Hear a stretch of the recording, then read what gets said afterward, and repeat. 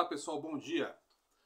Eu escrevi recentemente no jornal A Tribuna, na série Prefeitos de Campos do Jordão, sobre o prefeito Miguel Lopes de Pina.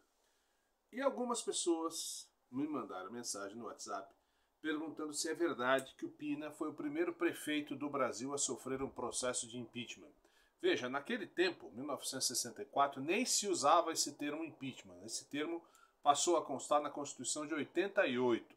Até então falava-se processo de cassação. Até hoje se usa esse termo para se referir a prefeitos, né, chefes de executivo municipais, processos de cassação.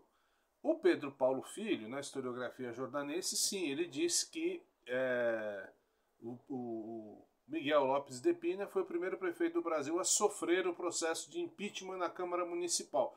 Mas não há elementos, eu já até procurei, não há elementos que comprovem que ele pode ter sido um dos primeiros, né, a sofrer um processo de cassação. Até porque a gente não pode esquecer que a gente está num período de exceção, que é o período do golpe militar de 64. Né? O Pina foi eleito em 63 e o processo de cassação foi em 65.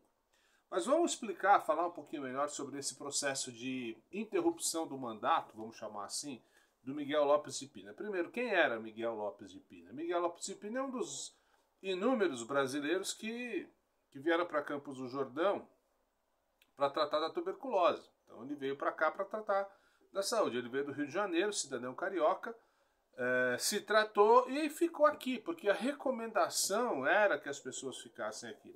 E por que os tuberculosos que recuperavam a saúde ficavam aqui? Primeiro que muitos deles, não sei se é o caso do Pina, mas muitos deles tinham perdido já o vínculo afetivo, sentimental com seus locais de origem. E já tinham aqui em Campos do Jordão feito relações de amizade, alguns até já sentimentalmente envolvidos, outros com emprego prometido, mas a maioria ficava porque eles tinham medo de ficar chué. O que é ficar chué? Chué é a recaída. E dizem que a recaída da tuberculose era muito pior do que a primeiro contágio. Então, quando o cara ficava doente pela segunda vez, aí era fatal. Você quer um exemplo disso? Os dois filhos de Monteiro Lobato, o Guilherme e o Edgar. Ambos vieram para Campos do Jordão se tratar, moços ainda, ali na casa da Macedo Soares, onde nós colocamos uma placa dizendo que aqui morou Monteiro Lobato. E ambos se recuperaram, ambos foram embora, tiveram uma recaída. O Guilherme morreu em Tremembé e o Edgar morreu em São Paulo. Então havia esse temor da recaída, ou seja, ficar chué. E muitos ficavam em Campos do Jordão pensando nisso. Primeiro pelas possibilidades, porque era uma cidade de economia efervescente, né? Era uma cidade que chamava muito a atenção do governo do estado, sobretudo com o governo do primeiro interventor e depois o governador Ademar de Barros. E outra, aqui tinha possibilidade de crescimento profissional, tinha possibilidade de estabelecer-se, criar uma família, esse negócio todo. E se o cara ficasse chué, já estava aqui mesmo, já ficava mais fácil uma vaga no sanatório, alguma coisa assim, para poder se tratar pela segunda vez. O Miguel Lopes de Pina devia se enquadrar nesse perfil. Né? Ele foi trabalhar como taxista e era um cara muito afetuoso, muito próximo das pessoas. Ele era muito carismático. Tanto turistas, né, visitantes, quanto jordanenses gostavam muito da figura do Miguel Lopes de Pina. E ele se encantou, né, com o canto da sereia e se candidatou primeiro a vereador. É sempre bom lembrar que o Miguel Lopes Pina, entre outras coisas, foi o vereador que criou o projeto de lei que criou a Biblioteca Municipal em 1957, que o prefeito José Antônio Padovan, em 59, transformou em lei, sancionou a lei. Então, o responsável pela criação da Biblioteca de Campos do Jordão, não esta que está aí, mas a lei que cria a biblioteca é do Miguel Lopes Pina, entre outras leis importantes. Né? E o Pina foi primeiro vereador, vale lembrar que a Câmara de Campos do Jordão é de 1948. O José Antônio Padovan estava no primeiro mandato dele, ele teve dois. Primeiro mandato como prefeito eleito democraticamente, o primeiro prefeito que os jordanenses votaram foi em 1959, o José Antônio Padovan. Até então o Brasil vivia um ambiente de normalidade política e democrática. Não é? Já tinha passado o Estado Novo, Segunda Guerra, pós-guerra, Revolução de 32, o que você quiser. Mas havia essa característica na vida política brasileira de eleição direta para presidente e para prefeito, o governador e para prefeito, e o primeiro prefeito eleito democraticamente pelo voto foi José Antônio Padovan. O segundo foi Miguel Lopes de Pina. Só que tinha uma questão aí importante de se considerar. O estado de São Paulo era um estado ademarista. Ademar de Barros mandava e desmandava nesse estado. Ele era o cara. E Campos do Jordão, como sempre teve uma relação de grande proximidade com governadores, com governos do estado, não era diferente. A Câmara Municipal do governo Miguel Lopes de Pina era toda ademarista. Talvez com exceção de um ou dois, eram 15 vereadores na época, talvez com exceção de um ou dois, talvez o Clóvis Soares de Azevedo, se é que ele era vereador nessa época, não me lembro agora, preciso consultar. Mas a Câmara era toda ademarista e o Miguel Lopes de Pina era oposição ao Ademar. Ele cometeu a infâmia e a façanha de ganhar nas urnas, numa cidade ademarista, do candidato do Ademar de Barros. E a ordem que veio do Ademar de Barros foi muito clara: derrubar o prefeito. Essa é a questão. Por que o Miguel Lopes de Pina, então, teve essa dificuldade tamanha para governar? Sem apoio da Câmara, que era pró-governo, e sem apoio do próprio governo do Estado. Esse era o governo do Miguel Lopes de Pina. Essa era a sua grande dificuldade. Os apoiadores sumiram todos, porque ninguém queria bater de frente com o governador. E repito, segundo Fauzi Paulo, numa entrevista que ele me concedeu, que está gravada no YouTube, a ordem de Ademar de Barros era clara: derrubem o prefeito. Quem era o presidente da Câmara? Fauzi Paulo. Quem era o vereador que montou a peça de cassação? Pedro Paulo Filho. E outros vereadores que lá estavam.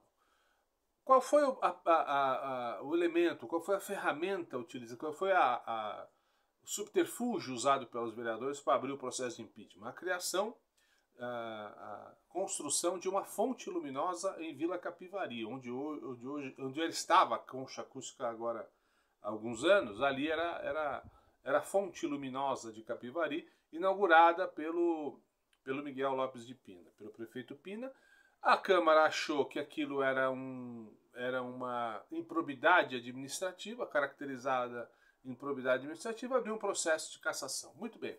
Não havia nenhum advogado em Campos do Jordão que cometeria a insanidade de defender um cidadão, mesmo que fosse o prefeito, contra o Ademar. Ninguém aqui se posicionava contra o Ademar de Barros, dificilmente. E quem o fazia de forma dissimulada, disfarçada. Não tinha advogado para defender o Miguel Lopes Pina. Muito bem, aí vai aparecer na história um advogado recém-formado no Rio de Janeiro, que era baiano, chamado Mainar Góes. E o Mainar me contou, numa outra entrevista que eu fiz, no projeto Culturalmente Jordanense, quando eu ainda era secretário de Cultura, Mainar me contou o seguinte, que o exército invadiu o sindicato, eu não lembro se dos petroleiros, se dos portuários, onde ele trabalhava. E aí prendeu um monte de gente e ele foi para casa. Ele não podia advogar por algum tempo em função do golpe militar. O que aconteceu? A Leda, então noiva dele, tinha uma pessoa conhecida, não sei se uma parente, que era chamada Neuza Gorda, que tinha uma pensão aqui em Campos do Jordão. E num telefonema, o Mainar soube que o prefeito de Campos do Jordão estava em busca de um advogado para defendê-lo no processo de cassação. O que o Mainar faz? Sai do Rio de Janeiro pela Central do Brasil, desce em Pindamonhangaba, isso nós estamos em 64. Sobe pelo trem da Estrada de Ferro, desce na rodovia, na prefeitura, que era ali ao lado do Espaço Cultural, então Cine Glória. Lá espera o prefeito e ele vai para a defesa do prefeito Miguel Lopes Pina. O Mainar diz que o chamavam de o Pretinho do Rio, né? Ele que era baiano. O Mainar Góes é um dos homens públicos mais notáveis da história de Campos do Jordão, deixou uma história lindíssima, uma trajetória e um legado importantíssimos. Mainar Góes, usando somente do arcabouço jurídico do qual ele tinha acesso, da sua formação cultural, que ele era um homem, era um intelectual na acepção mais completa da palavra, Mainar defende, num embate jurídico histórico na Câmara Municipal de Campos do Jordão, Pedro Paulo Filho na acusação, Mainar Góes na defesa, dois homens brilhantes, dois intelectuais de primeira ordem, que são o que são hoje, né, na memória e na importância histórica de Campos do Jordão. e o processo é arquivado. O Fauzi contava que nessa sessão histórica na Câmara de Campos do Jordão, aconteceu numa segunda-feira à noite, em que ele, Fauzi, estava com a perna quebrada por conta do jogo de futebol do dia anterior.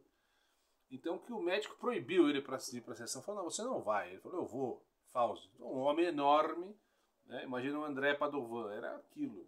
Um cara enorme, pesado, né? Um cavalo, como ele mesmo se definia no futebol, levado nos braços por alguns ajudantes, pelas escadarias da Câmara que funcionava ali, onde hoje tem a telefônica, atrás da telefônica, né?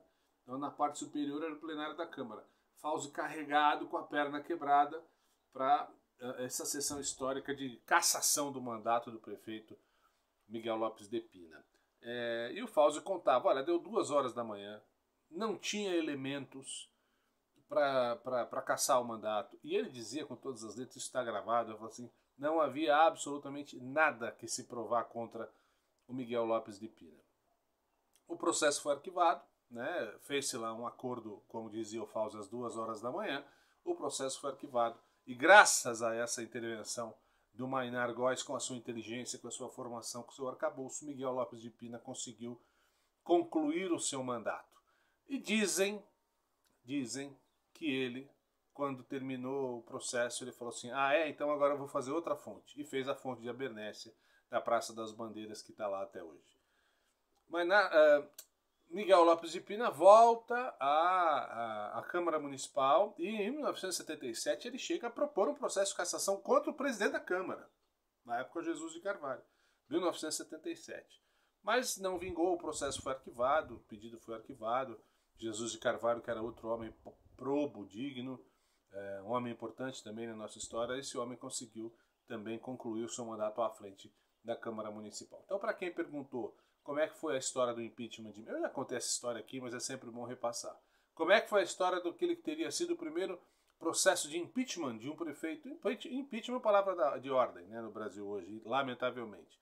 Como é que foi o processo de impeachment do Miguel Lopes de Pina? Tá aí, eu chamo de um processo de cassação, mas feito por questões políticas, do prefeito, eleito democraticamente, eleito pelo povo, homem do povo, ex-tuberculoso, não era médico como os prefeitos anteriores, era ex-tuberculoso, taxista, homem do povo, e que conseguiu, com muita dificuldade, sem nenhum apoio nem do governo do estado nem da Câmara Municipal, governar, fazer o seu trabalho e concluir o seu mandato com muita dignidade. Um homem que faleceu em 2016, se não me engano, tinha 98 anos de idade e deixou por atrás de si uma história de muito trabalho, de muito esforço, de muita contribuição para o progresso de Campos do Jordão. É isso aí. Vamos manter sempre vivas as memórias daqueles que construíram a nossa cidade. Pedro Paulo Filho, Fauzi Paulo, Mainar Góes, Jesus de Carvalho e neste vídeo em especial Miguel Lopes de Pina. Um abraço pessoal, até a próxima.